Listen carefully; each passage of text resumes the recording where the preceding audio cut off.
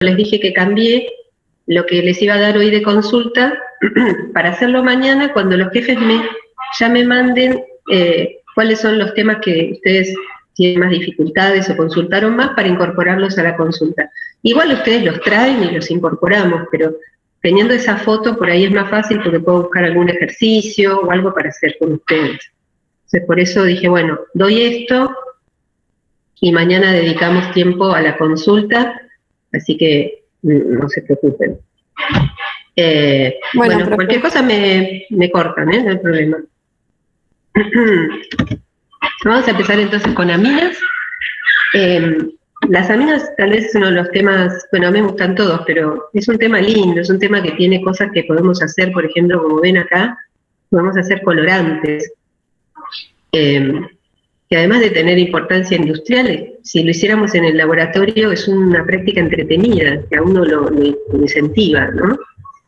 Hacer algo que me permitiría después teñir, por ejemplo, una tela. Está pasando acá, parece pasar un tren.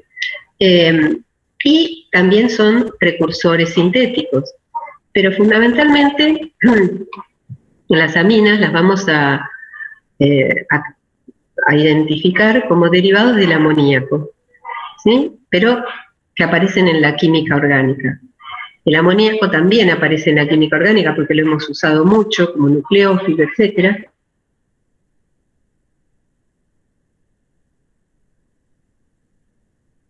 Del amoníaco, y que tienen de las estructuras más variadas. ¿Sí? Podemos tener alifáticas, aromáticas, cíclicas, heterocíclicas, alifáticas, aromáticas. Así que son muy versátiles y están también presentes en la naturaleza. Acá yo le puse dos dibujitos, un poco porque los tengan en cuenta, porque su versatilidad también se ve, lo quise ejemplificar con estos dos dibujos, justamente con dos propiedades que, al contrario de los colorantes, que es algo lindo, benéfico, súper interesante, creativo, aparecen algunas, como la histamina, que es una amina que se produce por descomposición de alimentos como por ejemplo pescado, y puede causar las famosas intoxicaciones por pescado en mal estado. Y en la naturaleza, si bien por ejemplo forman parte de los alfa-aminoácidos, que son los ciliares de los polipéptidos y proteínas, y que también aparecen, como vamos a ver ahora en un minuto, en neurotransmisores, que tienen importancia biológica, también en la biología y en el reino animal aparecen, como es esta ranita, que es una ranita colombiana, que es muy atractiva. Justamente una de sus armas es que sea atractiva con el color. Yo la veo, me hace acordar a la ranita de Río, la ranita que estaba enamorada del papagayo, de la cosa esa, no me acuerdo qué. Y bueno, justamente atrae sus presas por este color, pero tiene una toxina, que es una amina, que lo que hace es la inocula y muy rápidamente mata a sus presas por sofocación. Así que, como pueden ver, las aminas las podemos encontrar en diversas aplicaciones en la naturaleza, también con distintas actividades, y lo que nosotros queremos, o los objetivos que nos planteamos es, como siempre, vamos a analizar un poco la estructura de las aminas y en particular del nitrógeno. Vamos a descubrir, y ya se lo había comentado en algún momento y seguramente lo vieron en Orgánica 1, que no solamente hay centros quirales que son carbonos. Bueno, por ejemplo acá vamos a ver que el nitrógeno también puede ser un centro quiral, como lo pueden ver acá en esta estructura donde tenemos 4 sustituyentes diferentes, donde en realidad acá uno es un par de electrones, ¿sí? En realidad acá tenemos este centro, este nitrógeno va a ser asimétrico. Debido a que tiene un par de electrones por provenir del amoníaco, tienen capacidad de ser bases y también ser nucleófilas. Vamos a tratar de predecir las propiedades físicas, como hemos hecho con los otros grupos funcionales, ver algunas de las aminas que tienen importancia biológica y ver más o menos dónde las podemos encontrar. Algunas son bastante conocidas, otras no tanto. Vamos a estudiar sus reacciones, ya que estudiamos sus reacciones ácido-base, vamos a estudiar también sus reacciones como nucleófilo, vamos a ver de qué depende la basicidad, y una aplicación de las aminas aromáticas, que es la formación de las sales de benceno diazonio, que son herramientas sintéticas, permiten obtener algunos, por ejemplo, algunas orientaciones sobre un anillo aromático que por sustitución aromática electrofílica sería imposible de lograr. Y además, una vez que obtenemos, esas son reacciones, justamente se llaman reacciones de sustitución, es una de las opciones que tiene la sal de diazonio, y la otra es la reacción de acoplamiento, es decir, se va a acoplar formando lo que se llaman azoderivados, y en esos azoderivados justamente los que se destacan son los colorantes azoicos, que son colorantes de diversos colores. Lo que hacemos nosotros en el laboratorio, por los reactivos que tenemos, oscilan todos entre el naranja, el colorado y el amarillo, pero si tuviéramos una amplitud de reactivos podríamos llevarlo hacia los violetas, por ejemplo, y tienen la ventaja de que son solubles en agua, y por lo tanto se puede teñir sin necesidad de un solvente que puede ser mucho más agresivo. En el laboratorio lo que vamos a hacer es teñir justamente una tela de algodón, porque en la fibra no se anclan estos colorantes, en las fibras sintéticas no se anclan, entonces solamente en el algodón. Después también vamos a entender por qué se pueden anclar bien en la fibra de algodón, y revisar, si bien no es un objetivo de la asignatura, lo que es la teoría de colores, por qué vemos las cosas coloreadas. Entonces vamos a empezar por lo más sencillo, determinando que las aminas son bases orgánicas. ¿Sí? Una base tiene la capacidad, por lo tanto, desde el punto de vista de Bronsted, de capturar un protón. Y esa es la definición de una base de Bronsted. Acá las pueden ver bastante complicadas, porque son algunas de las bases que podemos encontrar que tienen actividad.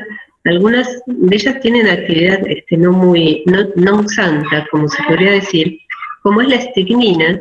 La estricnina es un veneno para ratas. La cocaína, que justamente es una amina, acá la pueden ver, por eso tiene una capacidad de ser extraída con un medio ácido. Y si bien la cocaína tiene muy mala fama, se puede utilizar para fines buenos, como puede ser un anestésico tópico. Después el ácido lisérgico, el famoso LSD, también es aminado. Así que después tenemos también la codeína, que son analgésicos, pero ven que estas estructuras son particularmente complejas y, como les decía, pueden estar formando partes de ciclos alifáticos o ciclos aromáticos. Algunas de las aminas biológicamente activas son la dopamina. Por ejemplo, la habrán escuchado en algún caso como un neurotransmisor que se cree que tiene alguna responsabilidad en algunas enfermedades de degeneración cognitiva. La epinefrina es una hormona adenocortical. Después vamos a ver que acá, por ejemplo, esta es una amina primaria, esta es una amina secundaria.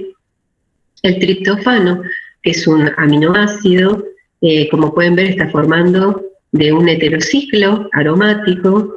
La piperacina se utiliza en formulaciones para matar a las lombrices intestinales, es un antiparasitario. El ácido nicotínico, que forma parte de las vitaminas B, la piridoxina, que también forma parte del complejo B, la estamina, que tiene una función para dilatar los vasos sanguíneos, pero como vieron también, cuando se sobrepasan los límites aceptables, puede llegar a causar una intoxicación.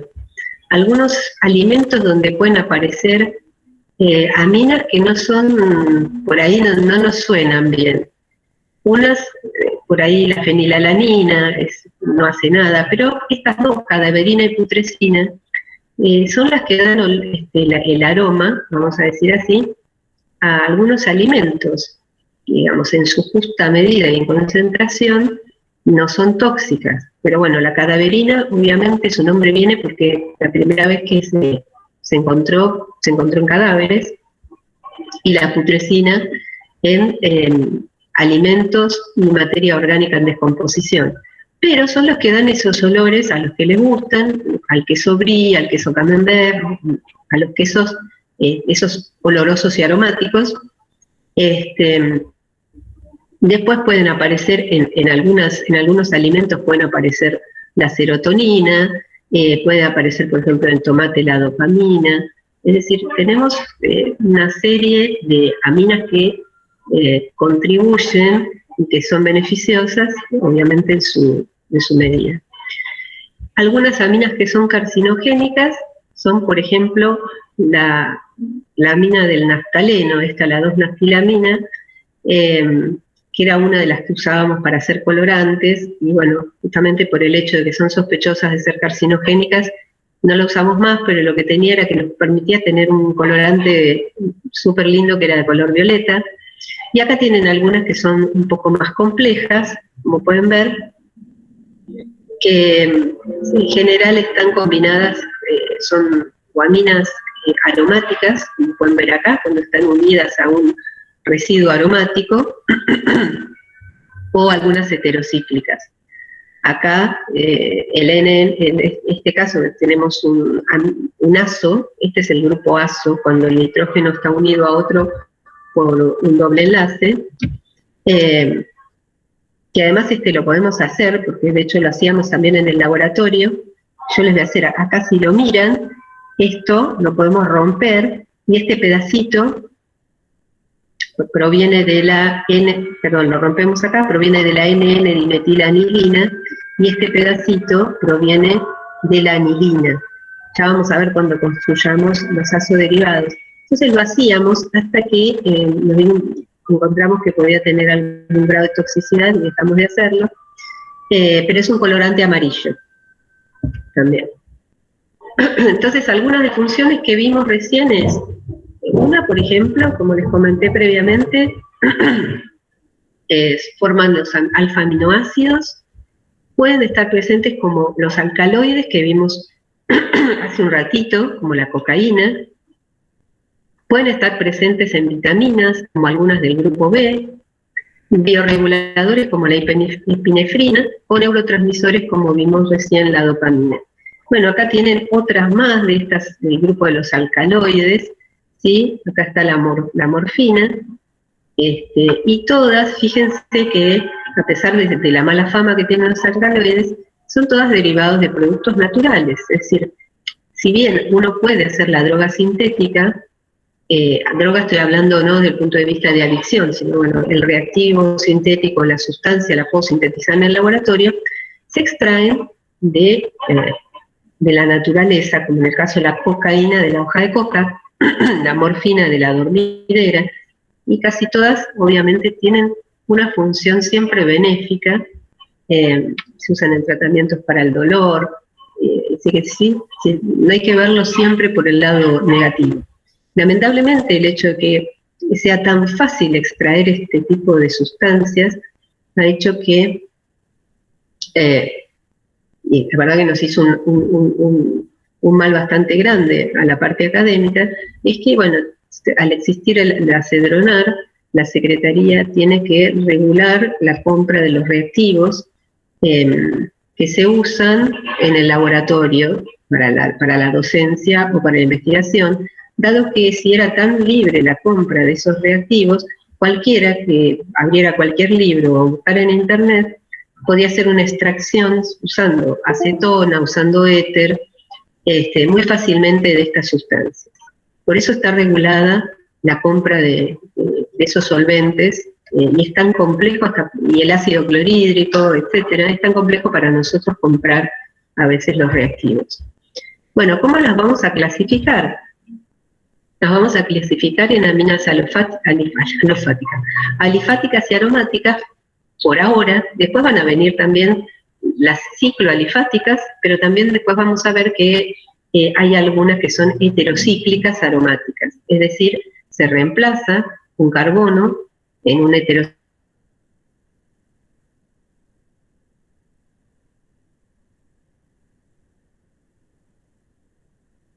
Tenemos el pirrol no es una amina. Si reemplazamos un carbono en uno de 6, vamos a tener la piridina, que sí es una amina. Pero ese es un capítulo que vamos a ver después más tranquilos. Las aminas alifáticas y aromáticas entonces se caracterizan por tener el nitrógeno, que posee un par de electrones no enlazantes. La hibridación entonces del nitrógeno, en el caso de las aminas alifáticas, es netamente sp3, y debido al par S enlazante, los ángulos se cierran, como si fuera un paragüita, y no tenemos un valor de 109 grados, sino de 107. En el caso de las aminas aromáticas, y esto ya lo vieron ustedes seguramente cuando vieron sustitución aromática electrofílica en orgánica 1, el nitrógeno puede solapar su par de electrones con el que está en un carbono, en un orbital 2p, con el 2p del carbono, y hacer una buena transferencia electrónica por efecto resonante, y por lo tanto el nitrógeno no tiene una hibridación neta sp3, sino que está entre sp3 y sp2, justamente porque hay en el híbrido vamos a encontrar que hay un doble enlace carbono-nitrógeno, y eso hace que también muchas de sus propiedades difieran respecto de las propiedades de las aminas alifáticas, como vamos a ver en un ratito. Entonces, vamos a clasificarlas por el número de sustituyentes que hay sobre el nitrógeno, considerando como el padre de todas ellas al amoníaco. Si vamos reemplazando de a un hidrógeno sobre el nitrógeno, vamos a tener una amina primaria, una amina secundaria, terciaria, tanto alifática como aromática. En este caso, fíjense, si reemplazamos por una, tenemos la metilamina, acá tenemos la benzilamina. Esta es una amina cicloalifática, es una pirrolidina. Su nombre viene de el pirrol, que es su equivalente heterocíclico, que no es una amina, ya se los estoy aclarando, pero por hidrogenación del pirrol sí se obtiene esta amina cicloalifática. Acá, por ejemplo, tenemos una trietilamina, una amina terciaria, y cuando ya interviene también el par de electrones, cuando lo hacemos reaccionar, se va a formar, a partir de una amina terciaria, se va a formar una sal de amonio cuaternario. Esa sal puede estar formada hasta por 4 sustituyentes diferentes. Entonces, acá son más ejemplos para que tengan visualmente, me pareció interesante hacerlo siempre con colores, donde veamos el grupo funcional que estamos estudiando y los restos, y podemos ver que tenemos aminas secundarias. Bueno, esta es perdón, dije una tontería, esta es una amina primaria, al que le depende un radical secundario. Y acá tenemos las formas en que podemos nombrarlo, ¿sí? Cualquiera de estas formas son aceptables. Etilamina, es decir, ¿cómo la vamos a nombrar? Detecto cuál es el radical, etilo, y le pongo el nombre amina. Acá es un cicloxilo, va a ser cicloexilamina. Acá detecto que es un sec o un 2, y entonces lo podemos llamar como 2, como sec-pentilamina, que sería el menos correcto de todos, o 2-pentanamina.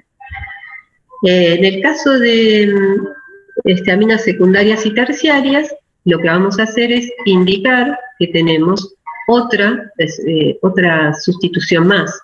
Entonces, lo vamos a nombrar siguiendo las reglas de nomenclatura que ustedes ya conocen, por peso. Entonces, N-metil-etilamina, y acá la vamos a nombrar como una amina derivada de la anilina, y entonces vamos a tener que ver primero cuál es la prioridad de los grupos que están sustituyendo el anillo. Entonces va a ser, perdón, 4-cloro, N-etil, 3-nitroanilina, ¿sí? Siempre como un derivado de la anilina. Y en este caso, bueno, esto es una amina terciaria, donde tenemos simplemente ya cuando es terciaria no nos quedan hidrógenos, por lo tanto lo indicamos de esta manera, NN, dimetilcicloetilamina. Acá solo N, porque todavía nos queda un hidrógeno. Cuando ya no nos quedan hidrógenos, ponemos en N. En lo posible, siempre escriban los pares de electrones sobre el nitrógeno para tenerlos presentes. Bueno, y acá, clorilamina, 5-bromo-acetilamina, acetilanilina, perdón, no creo que tengan problema con los nombres porque son siempre derivados de la anilina.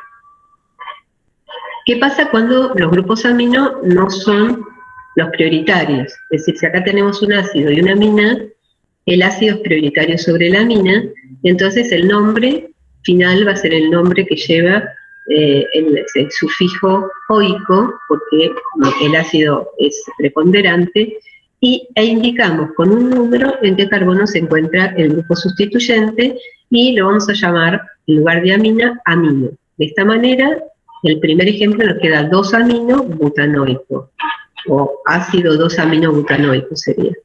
Y así lo mismo va a ocurrir con este, que en lugar de llamarlo, mencionarlo como un derivado de la anilina, lo vamos a nombrar como un derivado del ácido benzoico. Entonces va a ser 2,4, ácido 2,4 diamino benzoico. Y así siguiendo. Aquí abajo, y fíjense que esto está tachado, no sé si se ve claramente, pero está tachado, algunos heterociclos como la cirilina, la pirrolidina, que la vimos recién, la piridina y la 2-metilpiridina. Y el pirrol, si bien está puesto acá, lo taché porque el pirrol no es una amina. Justamente, y se los adelanto simplemente para que ya se lo borren de la cabeza, yo en el pirrol dibujo los pares de electrones porque el pirrol, para que sea aromático, requiere que estos electrones formen parte de la nube pi, es decir, tienen que llegar a cumplir con la regla de Hückel. Por eso los dibujo, pero estos electrones están formando parte de la nube pi. Entonces, si el pirrol actuara como base, lo que hace por primera vez, y acá sí, que ustedes preguntan cuándo se rompe la aromaticidad, rompería la aromaticidad protonándose. ¿Por qué? Porque estos pares de electrones están en la nube pi, tiene que romper la nube pi para formar un enlace con un protón. Energéticamente no le conviene porque pierde energía de resonancia, entonces el pirrol en realidad no es básico, el pirrol es ácido, lo vamos a ver luego, pero ya se lo borran de la cabeza. Las sales de amonio cuaternaria, bueno, se van a nombrar según los sustituyentes, como vimos antes, en este caso los 4 sustituyentes son iguales, entonces es fluoruro de tetrabutilamonio, es decir, se cambia el sufijo o el nombre amina, cuando ya son sales, por amonio. Es bastante sencilla la nomenclatura. De nuevo acá tienen algunos ejemplos donde se ponen los nombres más comunes, cómo lo vamos a nombrar, y por supuesto los nombres IUPAC, que son los que siempre que nos sea posible les vamos a poner cuando haya un ejercicio en castellano. Bueno, acá están en inglés, pero es lo mismo. No es mucha la diferencia que van a encontrar, para que todos podamos hablar de lo mismo. Tal vez si uno pone, no sé, alilamina, ese nombre es un nombre común que ustedes por ahí no pueden identificar la estructura. Sin embargo, si nosotros lo ponemos con el nombre IUPAC, todo el mundo debería poder identificar esta amina, ¿sí? Porque vamos a indicar en qué lugar está el doble enlace respecto del grupo prioritario, que es el grupo amino. Acá, alilamina, ustedes tienen que tener en la cabeza cuál es el grupo alilo, y no siempre lo van a tener, o no se van a acordar. Entonces, ya vimos un poco cómo era la estructura de las aminas. En las aminas alifáticas, entonces, como les comenté antes, este par de electrones lo que hace es un efecto de apantallamiento, hay una cierta repulsión, y lo que, por estos electrones no enlazantes, con los enlaces sigma que hay sobre el nitrógeno. Entonces, lo que hace es cerrar un poco los ángulos, en particular cuando es el amonio es 107, en el caso cuando ya estamos en una amina, aumenta un poquito, pero no es 109, ¿sí? Se comprime un poco y por lo tanto la estructura no es una estructura tetraédrica perfecta. En este mapa de potencial lo que les quiero mostrar es esta misma amina, pero es como si le sacáramos una foto siguiendo el calor, ¿no? ¿Y qué significa? Los bordes azules son los bordes fríos y la zona roja es la zona caliente. La zona caliente en una molécula es la zona rica en electrones y la zona fría son las zonas donde no hay reactividad. ¿Sí? Porque yo tengo metilos, no digo que no haya electrones, pero no hay electrones disponibles para reaccionar. Entonces es como la zona fría, la zona no reactiva de una molécula, y esta es la zona reactiva. ¿Qué me está diciendo? Que en el caso de las aminas, en este caso aminas alifáticas, la zona o el orbital donde se encuentran el par de electrones no enlazantes es la zona reactiva, y es tal cual. Entonces, como les dije, la estructura no es una estructura tetraédrica, sino que se parece más a una estructura piramidal. Acá fíjense que, bueno, en este ejemplo todavía es menor el ángulo entre estos dos hidrógenos. Los enlaces son más o menos los enlaces sigma, la longitud de un enlace sigma, no hay mucha diferencia.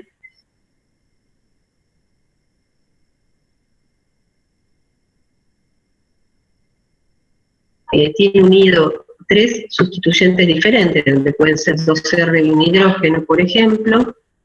Se considera que el par de electrones que se encuentra alojado en este orbital 2p es otro sustituyente.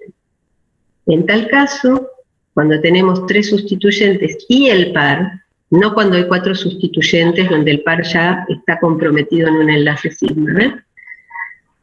El nitrógeno es un centro quiral, es decir, hay una quiralidad en torno al átomo de nitrógeno, y se podría plantear de manera, se puede decir teórica, no es tan así, pero se podría plantear teóricamente la existencia de 2 enantiómeros, ¿sí? La imagen especular, como pueden ver acá, el enantiómero S de la etilmetilamina y el R. Sin embargo, hay un problema. Lo que ocurre es que si bien tenemos un centro quiral, y acá tenemos el enantiómero S, el paso de un enantiómero al otro se da por un intermediario plano. Esto se llama inversión piramidal, justamente porque esto tiene una estructura piramidal, y esto, si bien los enantiómeros son no superponibles, no vemos actividad óptica porque se puede dar esta interconversión. ¿Por qué se da esta interconversión? Porque existen estos pares de electrones no enlazantes en este orbital 2p que no está puro, que no está hibridizado, y entonces la inversión se da justamente porque tiene la posibilidad de tener este par. Pasa por un estado de transición planar, y entonces es como que se da vuelta muy rápido de un enantiómero al otro. Y lo que ocurre es eso, que la inversión piramidal, la barrera energética es muy baja, es de entre 5 y 7 kilocalorías, y es como la rotación de un enlace sigma, que dice que necesita muy poca energía. Y esa inversión piramidal podría darse, sería interesante.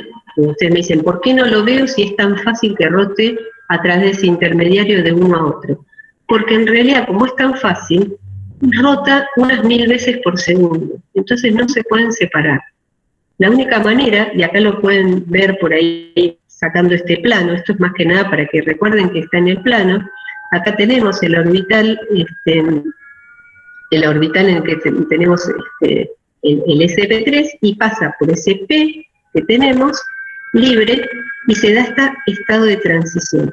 Pero al ser este intercambio tan rápido, no los podemos separar. La única manera que nosotros podemos tener, sí, un par de enantiómeros, es si nosotros lo transformamos en sales, y entonces sí podríamos tener el derivado acá. Acá yo puedo tener una sal de amonio, ya no tengo esa posibilidad de interconversión rápida a través del intermediario plano, esa interconversión piramidal, porque el par de electrones ya no existe, y entonces lo que vamos a tener es que sí, podemos tener un par de enantiómeros no superponibles, ¿sí? Entonces, acá lo vemos claramente, donde el centro quiral es el nitrógeno. ¿Está bien? También hay aminas donde el centro quiral es el carbono, es decir, son quirales, pero porque están unidos a un carbono quiral. Y estas aminas que están unidas a un carbono quiral son las que se suelen, bueno, está más adelante, pero bueno, son las que después vamos a ver que se suelen usar para resolver las mezclas racémicas. No sé si te quedaría una mezcla racémica, pero estoy leyendo acá me preguntan. Jorgelina, ¿cuál me estás preguntando? ¿De las anteriores? No, acá vos lo que siempre tenés, en realidad, no es no tienes una configuración definida. Ni siquiera se puede llamar una mezcla racémica, porque está cambiando todo el tiempo. Es decir, es algo absolutamente dinámico porque se hace a temperatura ambiente. Ni siquiera es que yo digo, bueno, tengo que hacerlo, me pasa a temperatura alta. Entonces no tiene una configuración definida. Por eso que digo que de alguna manera se puede decir que existen de manera teórica, pero no tienen configuración definida porque se interconvierten constantemente. Cuando vos esto es lo mismo, nada más hecho con una ciclo, cuando la convertís, sin embargo, en una sal de amonio, ya no está libre ese orbital, digamos, para que pase por el estado planar. No está ese orbital con los pares de electrones libres, y entonces sí podés tener y podés sintetizar aminas que sean quirales en el nitrógeno. Sí, podés tener solo una. En el caso de las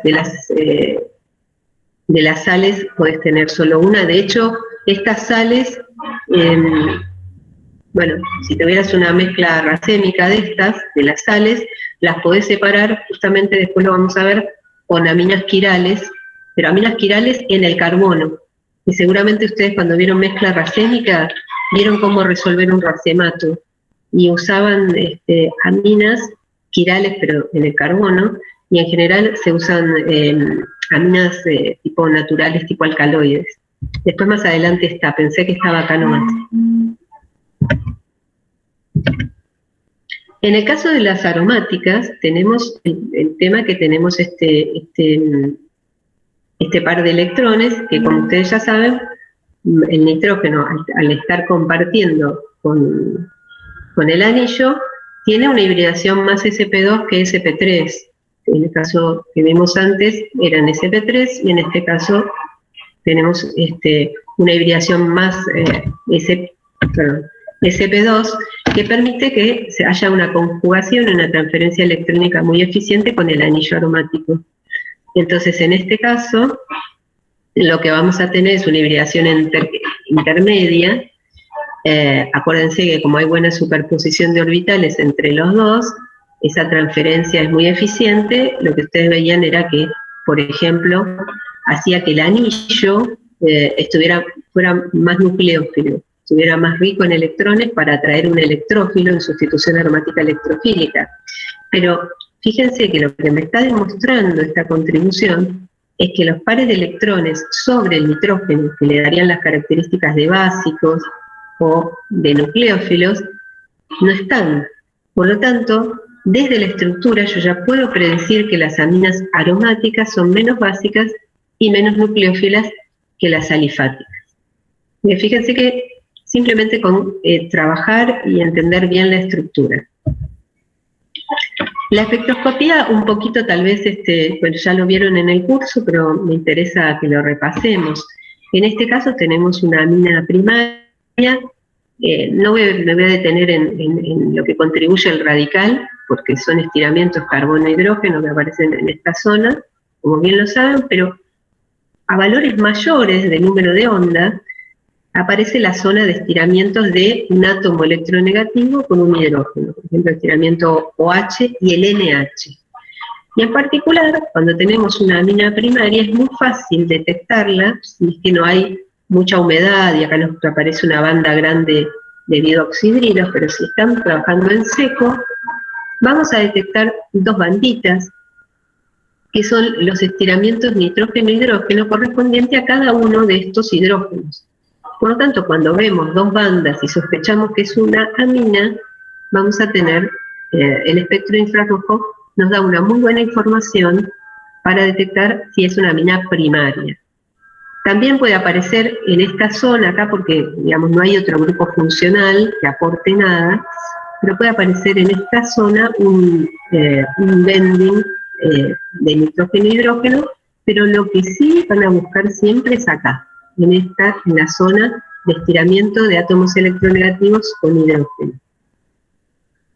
El nitrógeno obviamente es un átomo electronegativo, lo sabemos todos, y acá es una amina bastante sencilla, es una propilamina, y vamos a ver dónde aparecen los hidrógenos de la amina en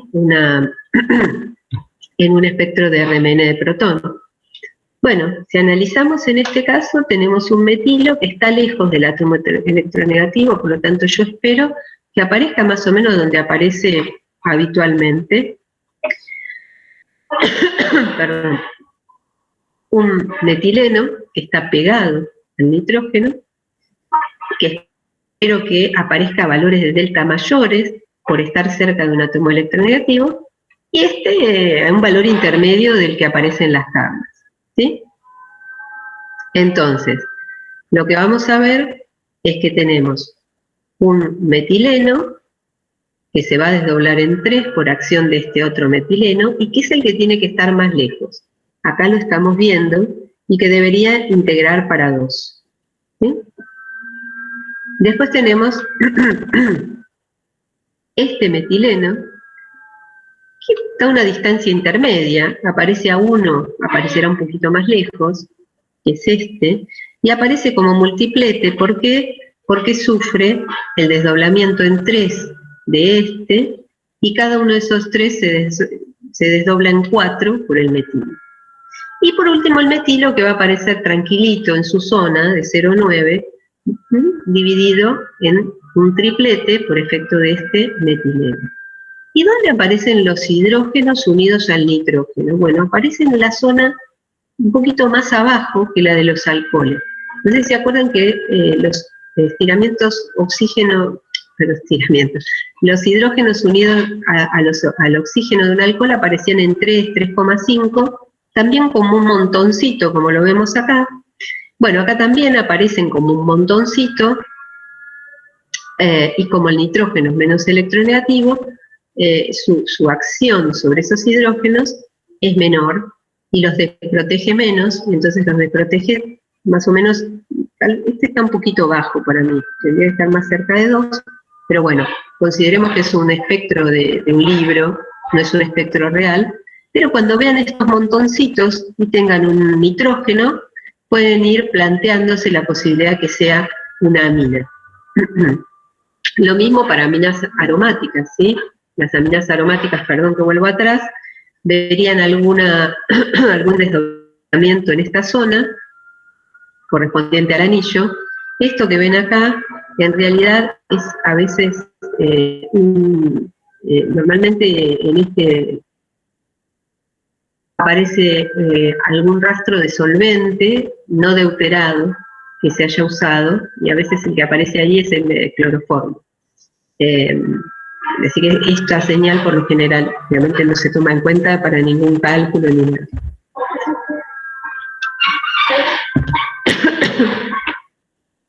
Vamos a ver entonces ahora lo que hacemos siempre, que es tratar de analizar en función de la estructura qué propiedades físicas se pueden predecir. Bueno, como vimos, tener un par de electrones libres en un orbital, en este caso en un sp3 de las aminas alifáticas, lo que vamos a tener seguro es un momento dipolar que se dirige hacia ese par de electrones. Y el momento dipolar es importante, no es un momento dipolar por una polarizabilidad, no, hay un par de electrones.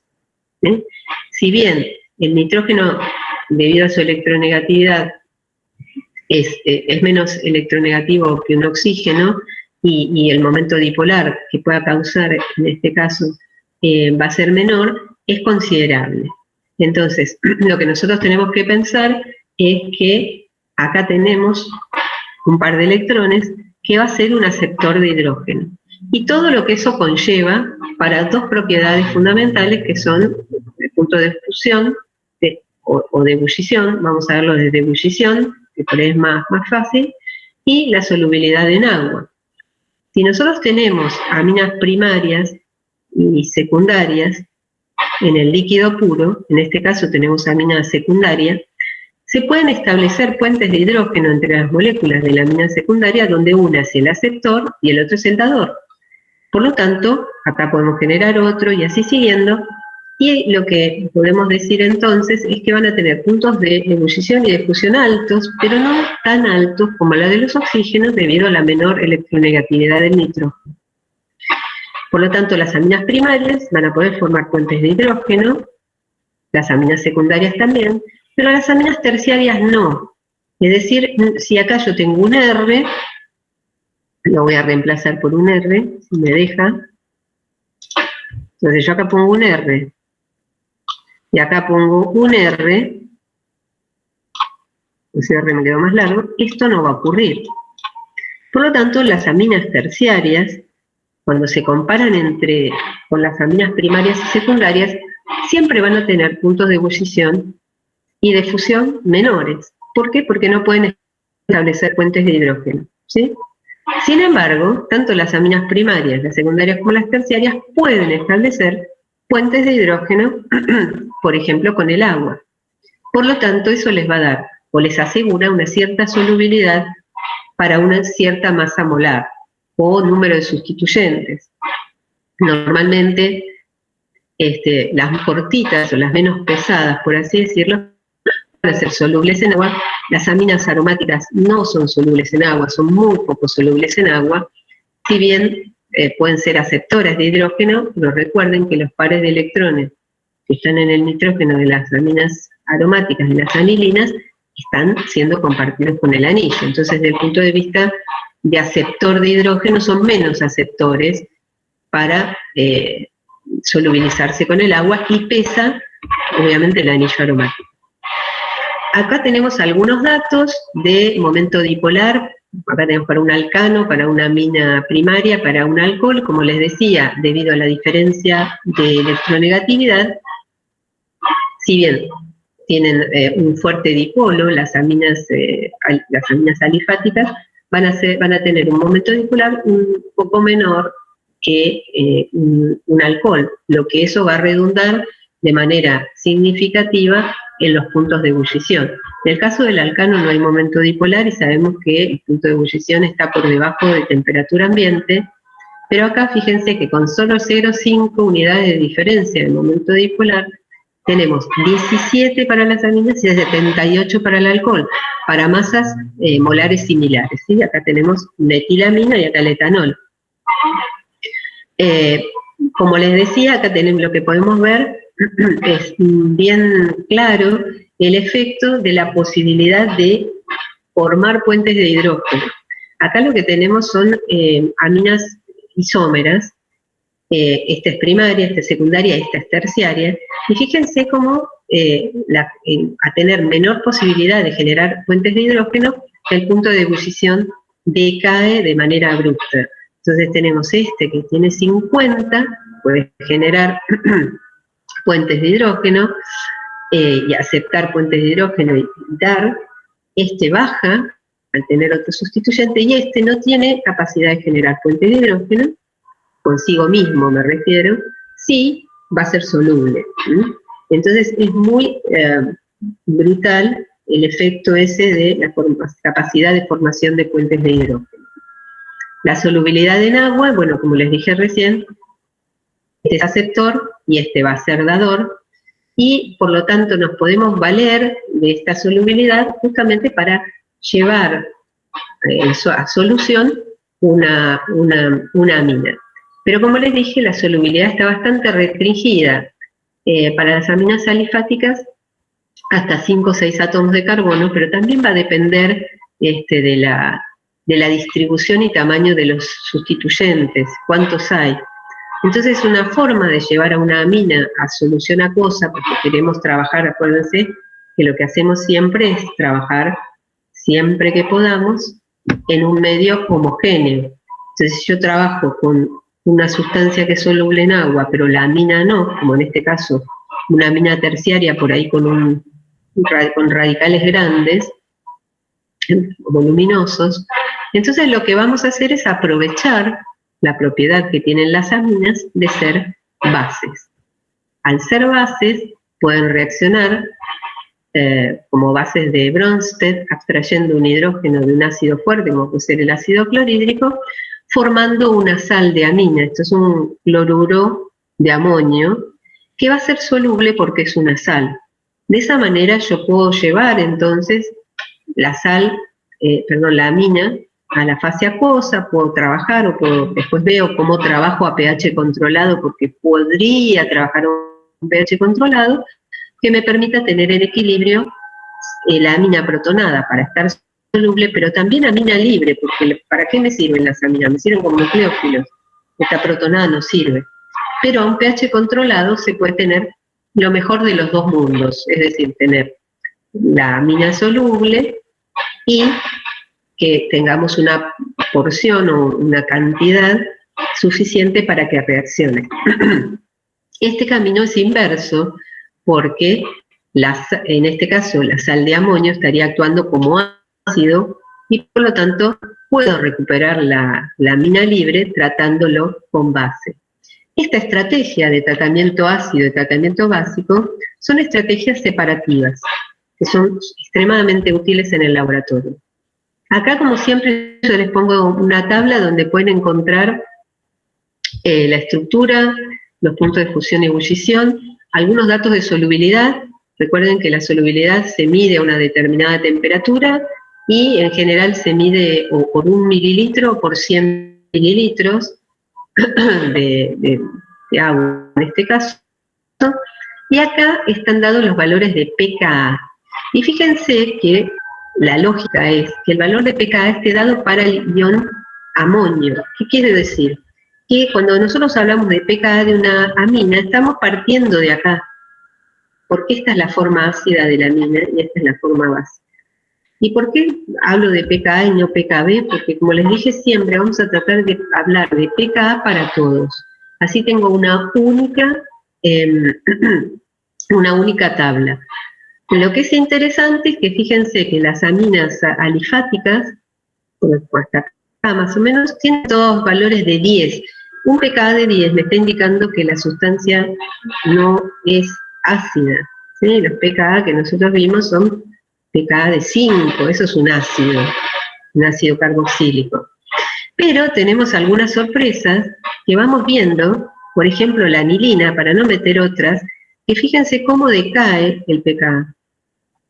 Y otras aromáticas en el cual el pKa decrece, fíjense, abruptamente a la mitad. Pero era lo que dijimos, si tiene los pares de electrones comprometidos con el anillo, no va a ir como una base de Bronsted a buscar un protón. Y después tenemos los valores de pKa de aminas secundarias y terciarias, que después vamos a analizar con detalle cuáles de estas tres son las aminas más básicas y por qué. Como les decía, las características ácido-básicas nos permiten trabajar en un esquema separativo. Lo que está acá abajo es un diagrama de flujo, que es lo que nosotros insistimos en que ustedes planteen cuando vayan al laboratorio. Es decir, que no estén con la guía en la mano, sino que planteen un diagrama de flujo donde vayan indicando por flechas qué es lo que tienen que hacer. Entonces, supongamos que yo tengo una amina, en este caso una amina terciaria, que está mezclada con otras sustancias orgánicas. Puede ser, no sé, un alcohol, no importa, lo que yo quiero es separar una amina. No les digo un ácido porque estarían formando una sal. Si yo tengo una amina mezclada con un ácido, se forma una sal y la tengo en solución acuosa. Entonces, con otras sustancias orgánicas que no sea un ácido. Entonces, lo primero que tendría que hacer es poner todas esas sustancias orgánicas en una única fase, que va a ser una fase orgánica que los solubilice a todos. Entonces, ¿qué tengo que hacer? Bueno, me la tengo que rebuscar porque yo tengo que sacar la amina de esa fase orgánica. Si acá yo tengo esta fase acuosa que tiene algo que no me sirve, lo tiro, porque voy a necesitar después recuperar acá una fase acuosa que quiero guardar. Y entonces, ven, primero se remueve la fase acuosa y luego se agrega un ácido clorhídrico diluido. ¿Por qué? Porque lo que vamos a hacer es protonar, para que se forme un cloruro de amonio, que es una sal, y pasa a la fase acuosa. Y entonces ahí yo ya hice el paso mágico. Los otros orgánicos me van a quedar en la fase éter, cloroformo, diclorometano, lo que quieran usar. Pero la amina la pasé por su capacidad de ácido base a la fase acuosa. Eso ya está buenísimo, porque lo que nosotros necesitamos es ahora separar. Ahora, ¿cómo vamos a hacer? Bueno, lo que tenemos que ver, primero, dependiendo de cuál sea el soluble de la fase orgánica, si es más denso o menos denso, si me queda por encima o por debajo. Identificar cuáles son las fases.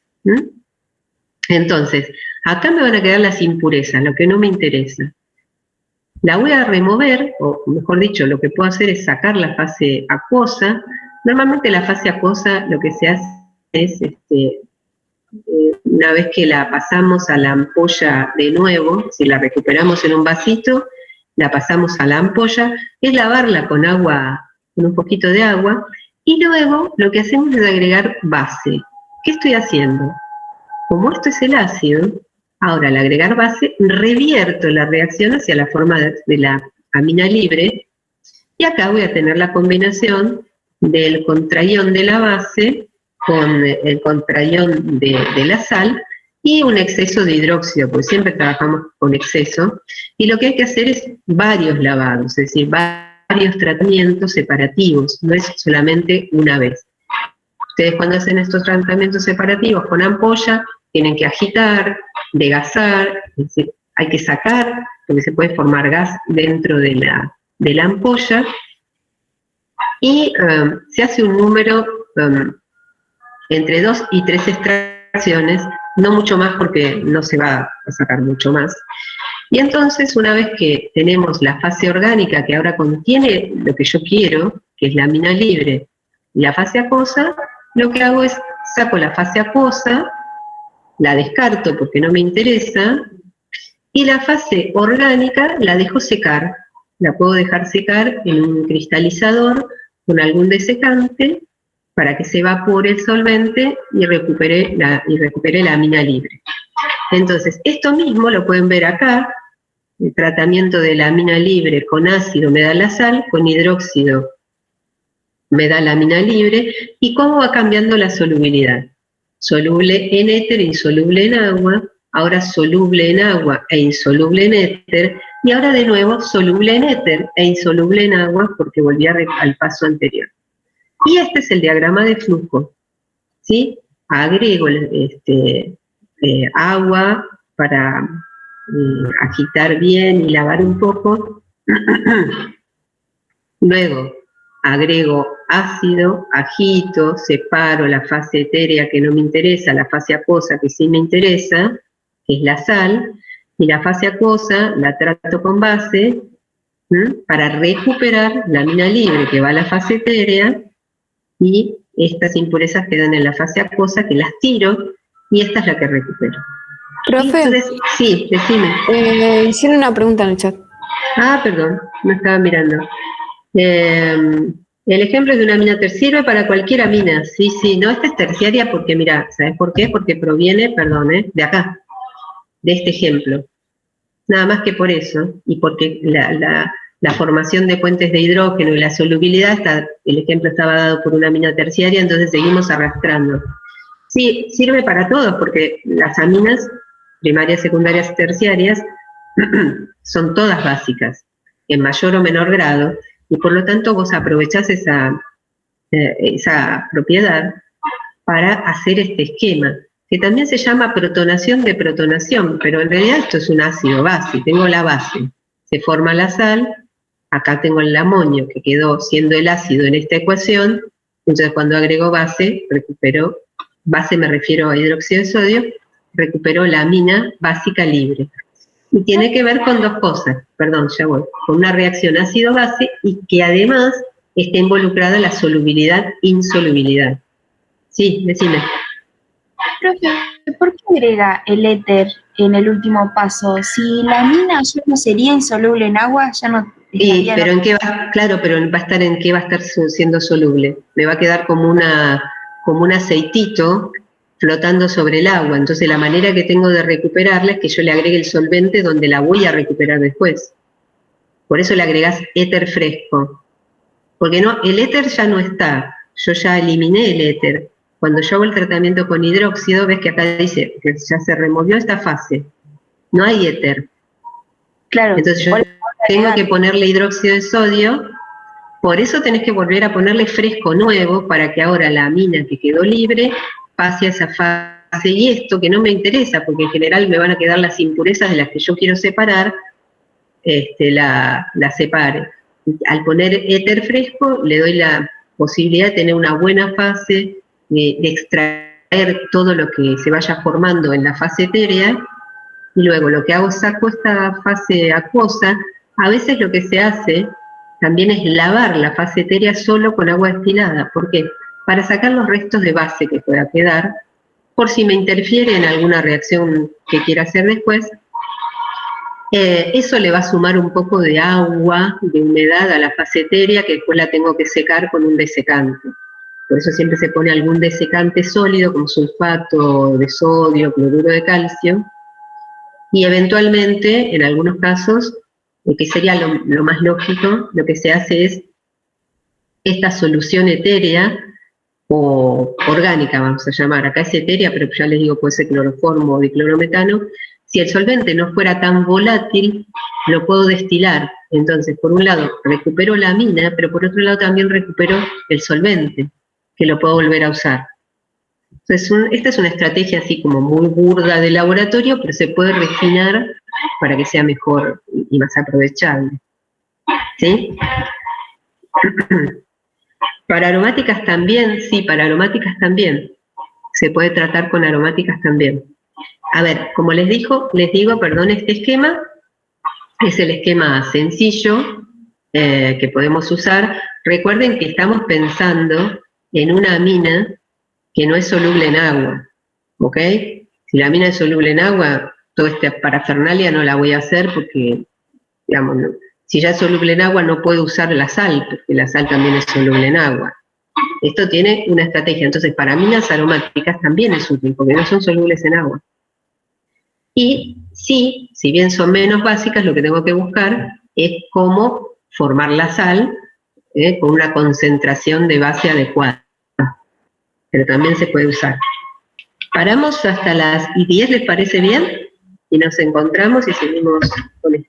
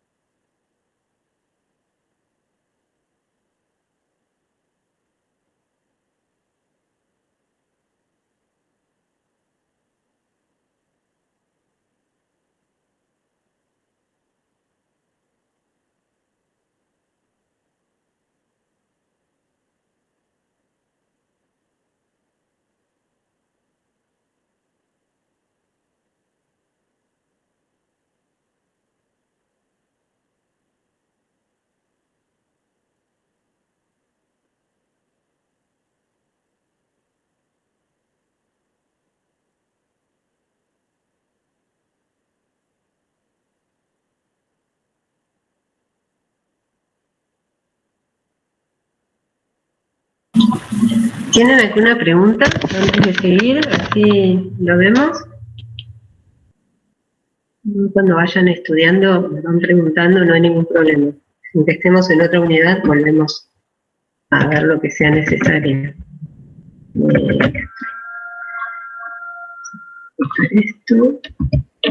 Bueno, justamente era lo que les comentaba antes, que este tratamiento que yo les estoy mostrando para una amina totalmente inofensiva es el mismo que se hace para, por ejemplo, obtener el clorhidrato de cocaína.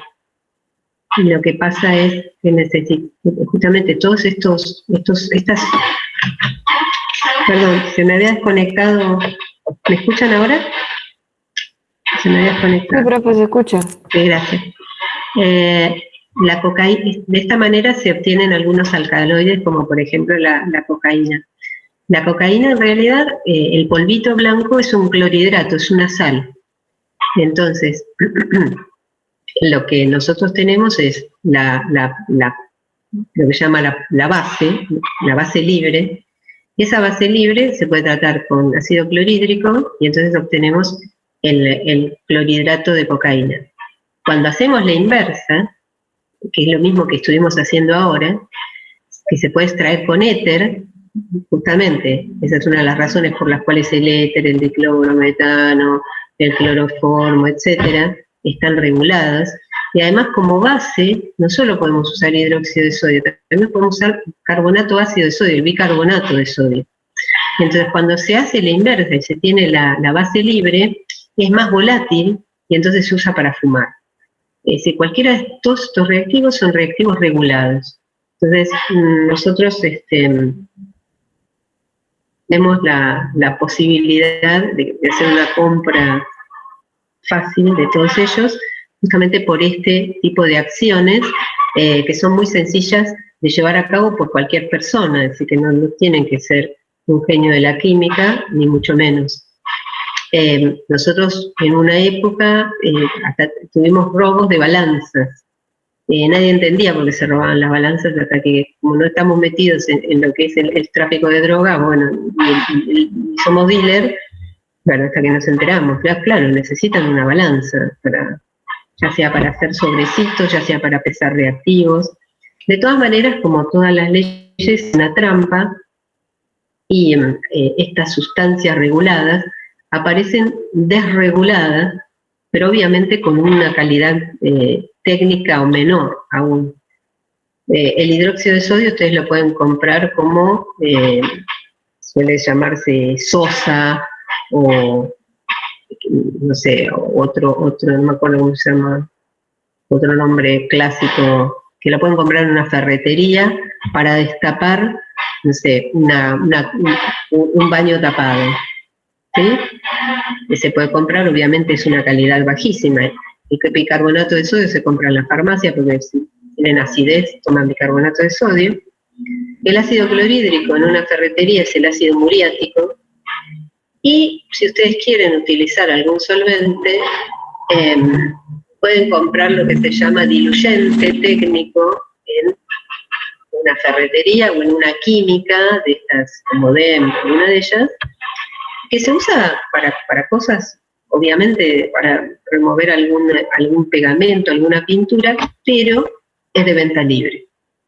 Así que, como les digo, si bien se regula para que no haya droga de alta calidad, si se quiere hacer una droga de baja calidad, que es lo que se vende lamentablemente, se puede hacer también. Esto después se los voy a explicar un poquito más adelante para que se entienda mejor. Tenemos que entender bien cómo funcionan las sales, después lo vemos. Y otra propiedad que nosotros casi lo mencionamos para los derivados de ácidos, porque claro, justo estaban los ésteres, que son fragancias, suelen ser agradables, los reconocemos formando parte de flores, frutas, pero las aminas tienen sus olores y son todos horribles. Es decir, la putrescina obviamente tiene olor a podrido, la cadaverina no sé, nunca olió un cadáver, pero debe ser algo parecido a un olor a podrido. Y desde la trietilamina, que es el olor, no de los, se llama nitrógeno volátil, que se forma cuando el pescado se descompone, ya es desagradable. La anilina tiene un olor desagradable y también tienen otras propiedades, además de ese olor, como, ya les digo, como a pescado podrido, que algunas de ellas suelen ser tóxicas por difusión a través de la piel. Entonces, siempre que trabajen con aminas, hay que trabajar con guantes. En general hay que prevenir que no nos salpiquen. No es que nos vamos a morir, ni mucho menos. Lo que quiero decir es que, obviamente, la exposición continua es lo que nos puede intoxicar, pero el olor es insoportable. Realmente es un olor de lo más feo que uno puede encontrar.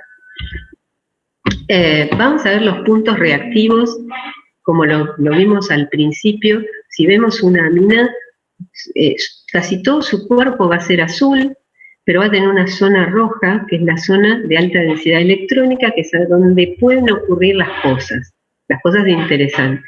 No es que no puedan ocurrir cosas en el resto, pero tengo que romper un enlace sigma, qué sé yo, es mucho más difícil que acá que tengo disponibilidad de electrones. Entonces, ¿qué puede hacer una amina?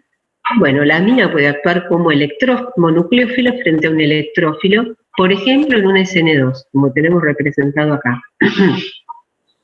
Acá se forma un nuevo enlace y de esta forma nosotros podemos tener una sal de amonio.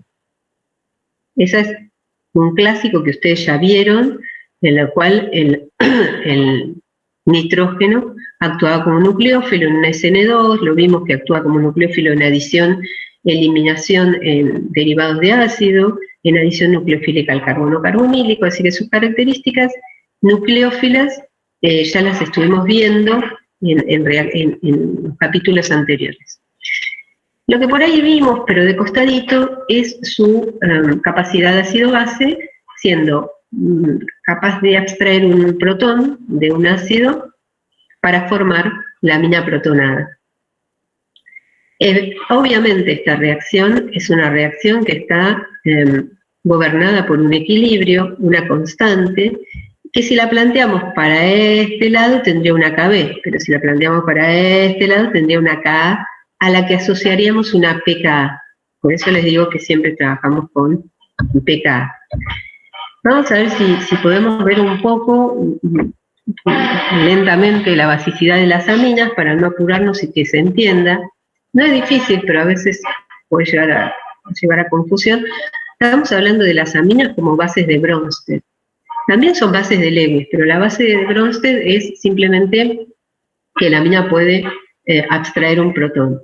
Si nosotros planteamos la reacción desde el ácido, es decir, a la sal de amonio o la amina protonada, como la capacidad de perder ese protón, eso sería un ácido de Bronsted, que nos queda la base libre, entonces podemos plantear una K, esta constante de equilibrio asociada justamente al ácido que se transforma en base, que va a ser la base por la concentración de protones, sobre la concentración de la base protonada. Ese K tiene asociado el pKa, que es el menos logaritmo de esa constante. Entonces, claramente, yo lo puedo poner en la misma bolsa que cuando analizo un ácido carboxílico, cuando analizo la acidez de un beta-dicarbonílico, de un carbono alfa de una acetona, ¿sí? Acá hay algunos valores, perdón, de pKa, justamente.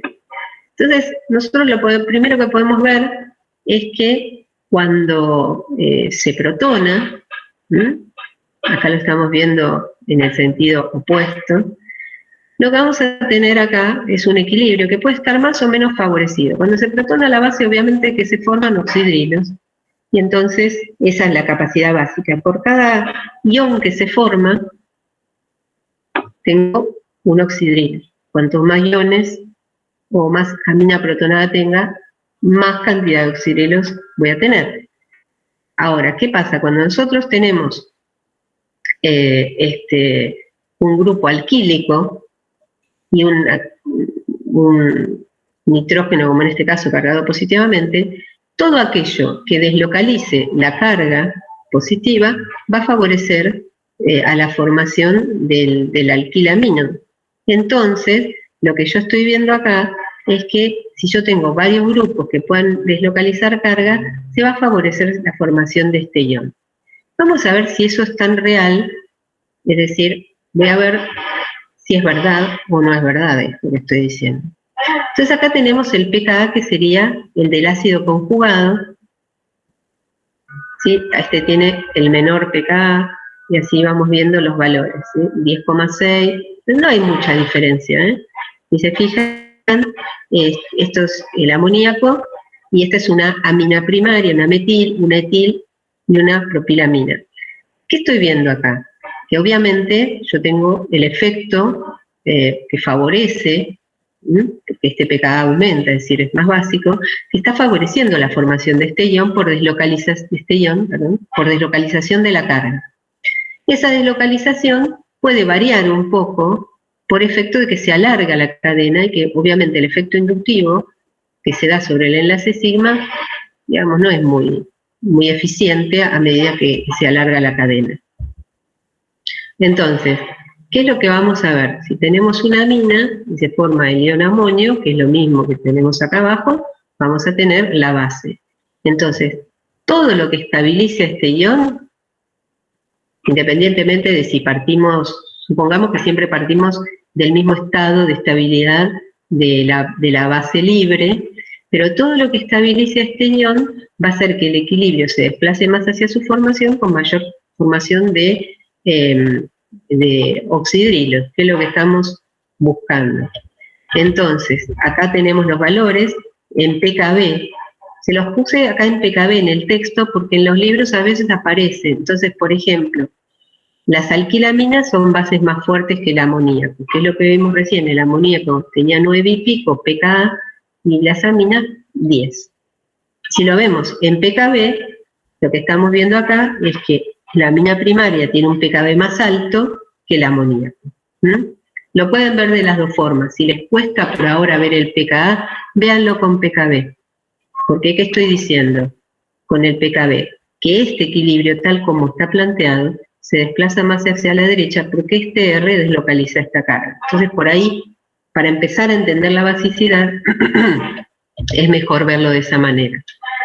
Y acá de nuevo, bueno, tenemos las ecuaciones donde están los pKb y los pKa en cada caso. ¿Sí? Acá tenemos esto, sí, tenemos una base más débil y acá una base más fuerte. Los tenemos en los dos valores. Acá, bueno, esos son, no quiero seguir con los pKa y pKb porque me parece que es más loco y más complicado. Yo prefiero seguir ahora con pKa para que trabajemos siempre con eso. De nuevo lo mismo, pero ahora la diferencia está en que no es que tengo una amina primaria y que la cadena cada vez es más larga, sino que paso de tener el amoníaco a una amina primaria, una secundaria y una terciaria. ¿Qué me dicen estos valores? Me dicen que el amoníaco es más ácido, si quieren, o menos básico que una amina primaria. La secundaria, es decir, la primaria es 10,6, la secundaria es 10,7, la secundaria sube un poquito el pKa, pero en la terciaria se me viene todo, se derrumba todo. Tenemos el mismo sustituyente, ¿eh? Metilo, metilo y 3 metilos. Es decir, de las tres, la menos básica, perdón, es la trimetilamina. Entonces, fíjense que acá hay sacados los valores de otro libro y los valores no son tan abruptos. Acá es 10,6 más o menos, esta es 10,9 y este es 10,8. Igual pueden encontrar estos valores distintos. Si quieren, saquen esto, recién me avivé que no son iguales a los de arriba, saquen este, vamos a quedarnos con uno para que no sea confuso, vamos a tachar esto, y esto que tenemos, la flecha sí es válido. Fíjense que lo que nosotros tenemos es que a medida que aumenta el número de sustituyentes tenemos un mayor efecto inductivo dador. Eso es innegable porque tengo más. Pero no necesariamente podemos tener una estabilización del ácido conjugado por uniones con el agua. Es decir, nosotros cuando tenemos que formar un catión, como en este caso, ese catión se tiene que estabilizar intrínsecamente y extrínsecamente. Intrínsecamente con todo lo que la molécula pueda poner para dispersar la carga, pero también necesitamos que ese catión se solvate. Y entonces, después volvemos sobre esto. ¿Cuáles son los factores que afectan la basicidad? Bueno, la hibridación, como ya lo vimos particularmente entre las aminas alifáticas y aromáticas, que en el caso de las aromáticas, que además tienen una hibridación entre CP2 y CP3, debido a que está contribuyendo en las estructuras de resonancia ese par de electrones, no está disponible para combinarse con un protón. Otros efectos electrónicos, como vamos a ver, que es ya sea esa deslocalización por resonancia o el efecto inductivo, y los efectos estéricos. En las aminas alifáticas, lo que uno espera es que a mayor número de sustituyentes, el ion se estabilice más. Lógico, tiene más grupos que ceden electrones, se estabiliza más. Entonces nosotros podríamos proponer este orden que está acá. ¿Sí? ¿Dónde estoy? Acá. Eso es válido, ¿sí? Y solo si se encuentran en estado gaseoso. ¿Por qué? Porque no hay ningún efecto externo, no hay ningún efecto de solvatación. Eso ya lo vimos también. Es decir, acá lo único que juega, el rol que juega es solamente lo que puede aportar la molécula para estabilizar y listo. ¿Qué tiene la molécula para deslocalizar la carga? Grupos dadores de electrones, fantástico. Si tiene grupos atractores, eso le va a jugar en contra. Entonces, es sumamente interesante verlo desde los dos lados. Por un lado, si tenemos grupos dadores de electrones, los electrones van a estar más disponibles en el sustrato. Luego, cuando se forme el ion, que es lo que a mí me interesa, porque yo quiero ver en esa curva cómo se estabiliza el producto y cómo se desplaza el equilibrio, cuando tenga más grupos que se dan electrones, más se deslocaliza la carga, más se desplaza el equilibrio y más concentración de oxidrilos voy a tener. Pero solo en estado gaseoso. Y recuerden esta ecuación que yo les puse al principio y les dije que la tengan en cuenta, digamos, la vimos ya en el capítulo anterior de ácidos, delta G es igual a delta H menos T delta S. Si el delta H es lo que aporta la molécula, en este caso, efecto inductivo, si es dador, fantástico, pero es fantástico en estado gaseoso, porque a veces lo que ocurre es que juega en contra la posibilidad de solvatación. Es decir, nosotros, el delta G, que está relacionada con la constante, resulta de una combinación de estos dos factores. Cuando este factor no existe porque no hay solvatación, solo lo rige este factor, el delta H, que es lo que vemos acá. Entonces, ¿qué pasa cuando están los dos? Bueno, cuando están los dos, puede aparecer lo que se suele decir que es un orden aparentemente anómalo, porque justamente se combinan los dos efectos, no solo el efecto electrónico, en el caso dador, sino también la capacidad de solvatación que tenga el ion que se formó. Entonces, en general lo que se va a ver es que las secundarias se pueden solvatar, el ion se puede solvatar más fácilmente que en una terciaria por un impedimento estérico y que en una primaria. Acá, ¿qué rol está jugando fuertemente? Acá juega el delta H muy fuerte y el delta S está ahí, dice, bueno, yo te solvato bastante bien. Acá el delta S, ¿qué hace? Le gana al delta H. ¿Por qué? Porque si bien tiene mucha posibilidad de estabilización, no se puede solvatar por impedimento estérico. Y acá se da vuelta a los tantos. ¿Por qué? Porque esta tiene poco efecto inductivo, es decir, poca ayuda del delta H, y aunque se solvate bien, digamos, no alcanza. Todo esto hace que se dé este orden supuestamente anómalo. Las aromáticas siempre son menos básicas, simplemente porque los electrones están comprometidos ya desde el vamos en una estructura de resonancia, y cuando ven esas estructuras de resonancia, ya lo vimos al principio, nos quedaba con carga positiva el nitrógeno. Cuando la amina aromática se protona, se forma el... Así que al pobre lo único que le queda es poder rodearse más o menos de solvente y las estructuras de Kekulé, nada más. Entonces, también hay otros efectos que se los pueden ver en esta tabla, que son los efectos de hibridación, en tanto que podemos comparar, bueno, acá se acuerdan que en este caso no lo vamos a considerar porque es un nitrilo, pero en este caso tenemos la piridina, y acá tenemos su equivalente cicloalifático, es como si hidrogenáramos la piridina, y acá este par de electrones se encuentra como en las alifáticas en un sp3, y este se encuentra en un sp2. Entonces, todos los electrones cuando se encuentran en orbitales con mayor carácter S están más retenidos que en el caso de una amina cicloalifática. Entonces, va a depender el pKa del orbital en el que se encuentre ese par de electrones.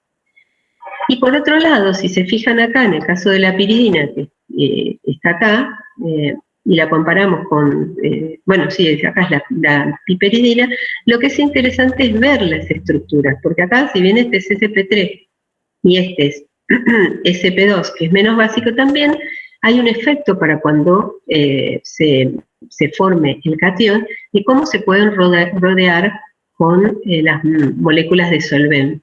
¿Sí? Entonces, si bien la piridina nosotros la usamos como una base, porque de hecho la pusimos cuando hacíamos los ésteres a partir del cloruro de acilo para que reaccionara con el ácido clorhídrico que se formaba, es menos básica que una amina alifática. Acá tienen distintos valores de ácidos conjugados, como siempre digo, si bien está escrito como la base, los valores de pKa son del ácido, entonces está la piperidina, la pirrolidina, y acá tenemos, que me interesa que veamos esto, lo voy a marcar. Acá tenemos al pirrol, que yo se los hice tachar, ¿se acuerdan que lo tachamos hace un rato? Ay, perdón, ahí quise hacer esto.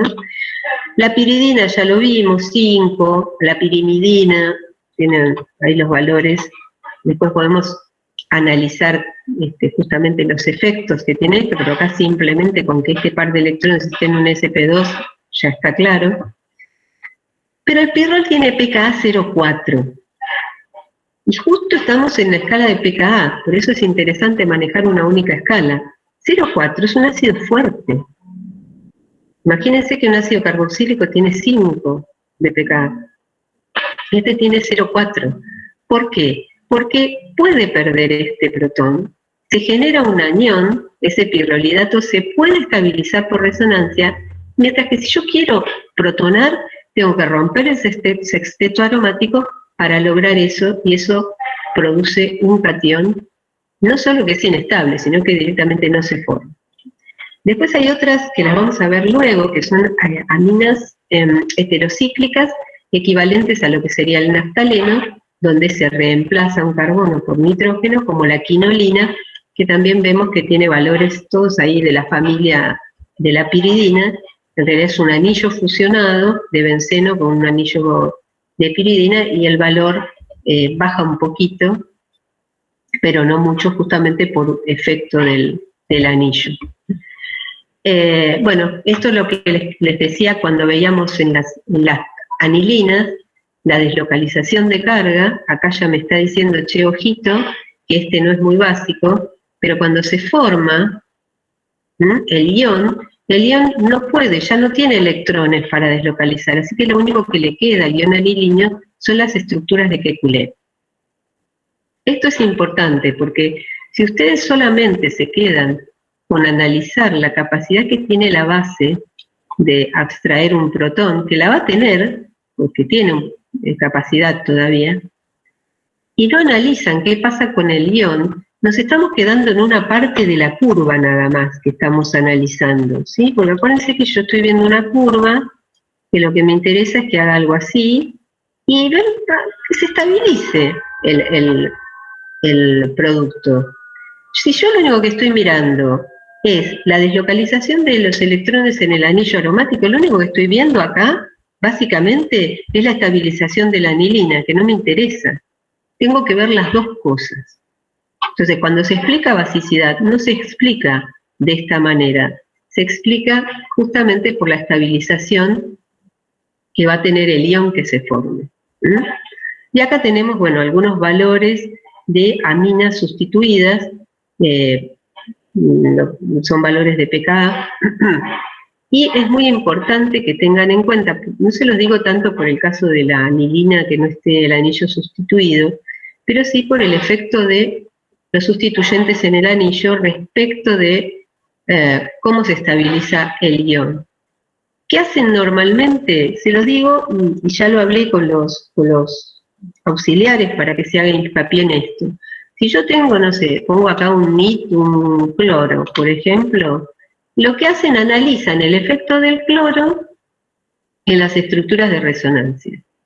Pero eso no me sirve, yo no puedo analizar y decir que eso es la basicidad. La basicidad es analizar los dos lados de la ecuación.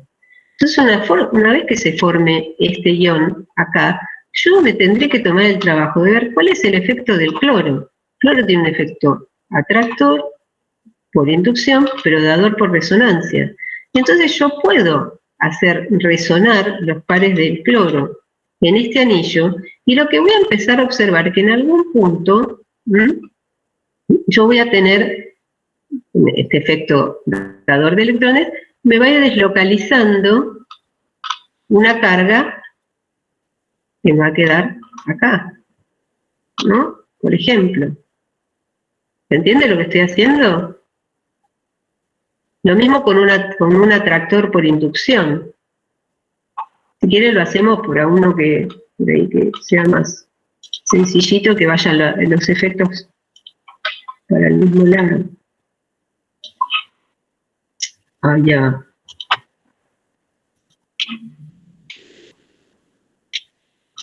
Con uno más conocido, como el metóxido, que es el que siempre por ahí usan, o un oxidrilo.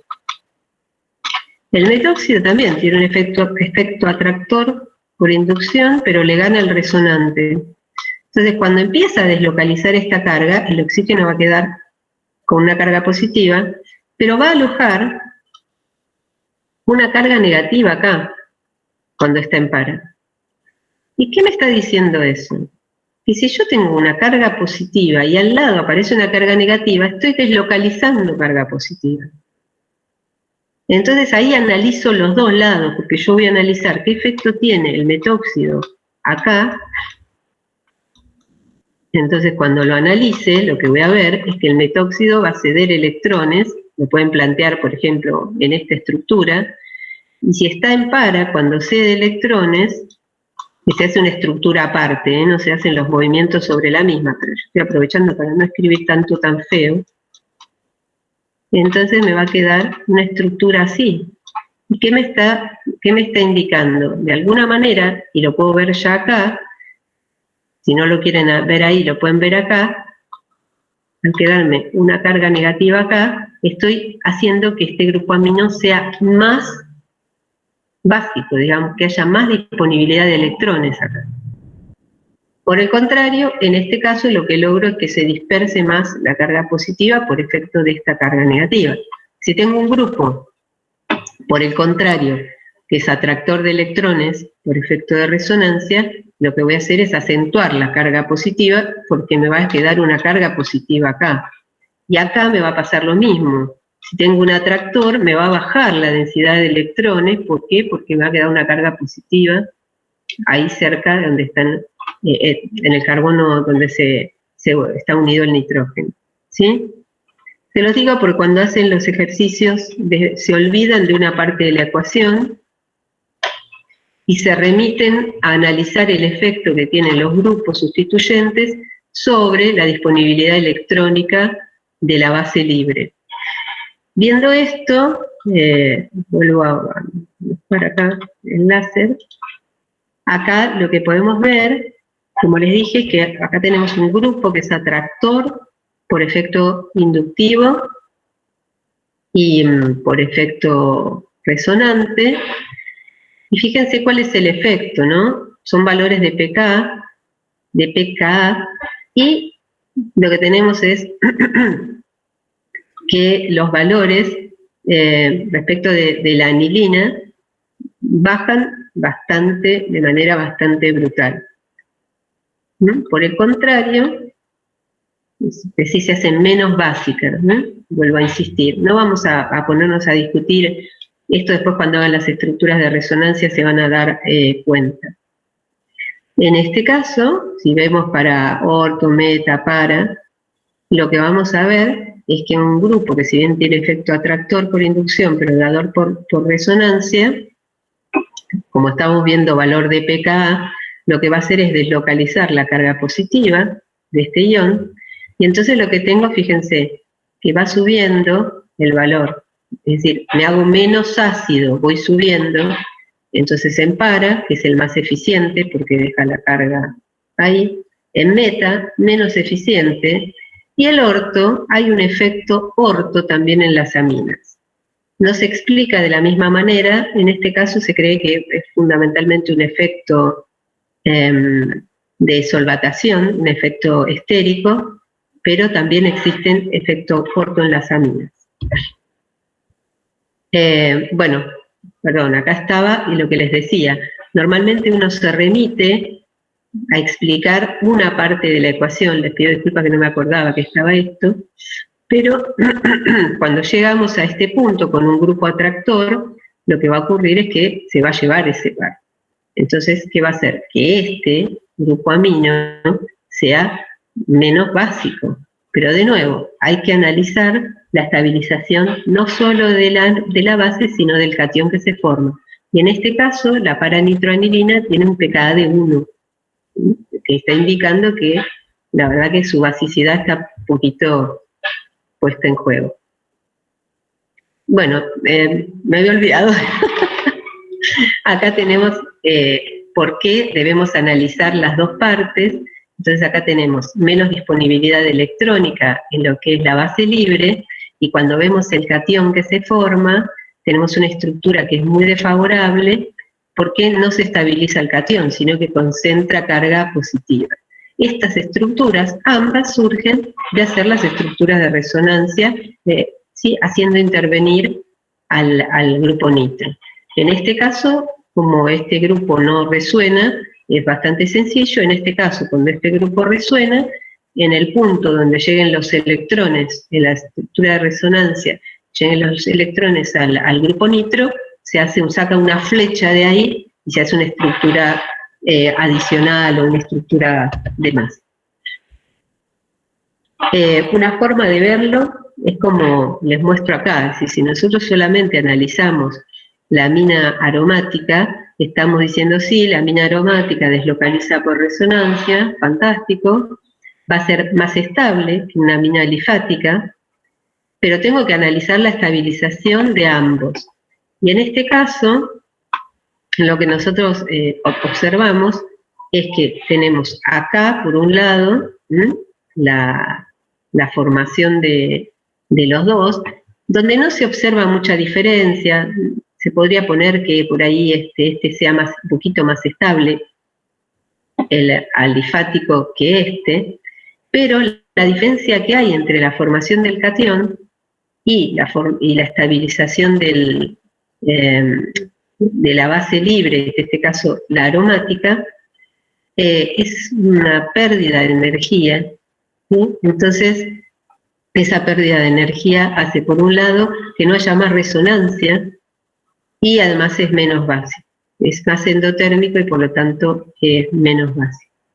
Entonces acá yo veo la posibilidad de solapamiento, y acá esa posibilidad ya quedó cancelada porque el par de electrones ya no está libre.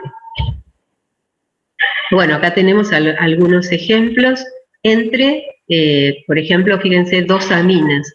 Acá tenemos la anilina protonada, que actúa como ácido respecto de una base. ¿Y qué es? Es una base más fuerte, es una base alquílica, la ciclohexilamina, que como es alifática, es más fuerte que la aromática. Por lo tanto, puede actuar como base, mientras que el otro actúa como ácido.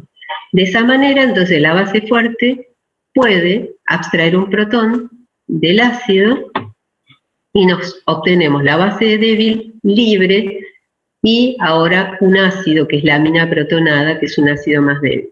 Esto también se puede usar. Fíjense que podemos manejar la acidez y basicidad dentro del mismo grupo funcional. Acá hay otros ejemplos, si quieren ver. Y el efecto orto de las anilinas era lo que les decía, y con esto yo terminaría porque les voy a dejar la cabeza como un tambor.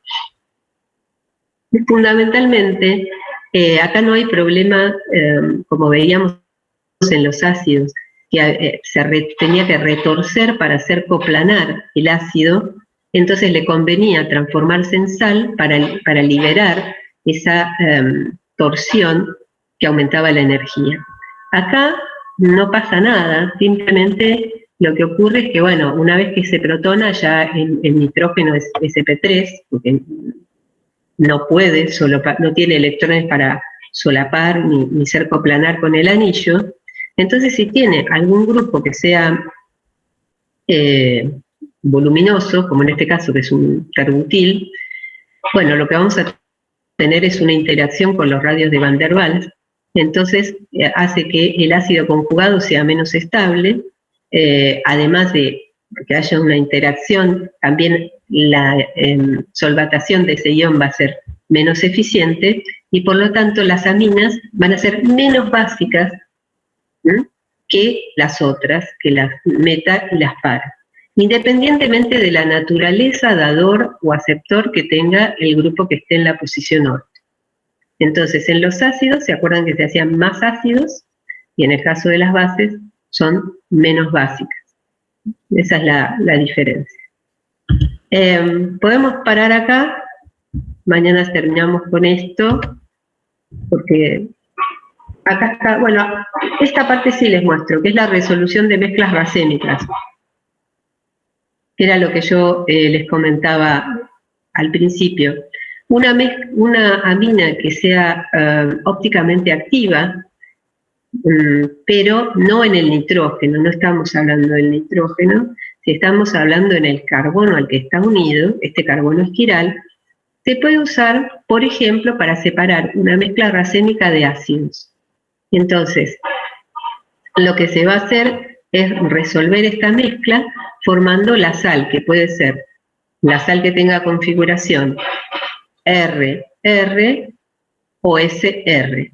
Entonces, ahora ambas se pueden separar porque son diasterómeros, ya no son enantiómeros, y una vez que las separamos como sales, lo que podemos hacer es volver, por tratamiento ácido-básico, como vimos antes, volver a tener el ácido libre y la amina libre. Entonces ahí sí podemos separar una mezcla racémica valiéndonos de lo que se suele llamar un agente de resolución de mezclas racémicas.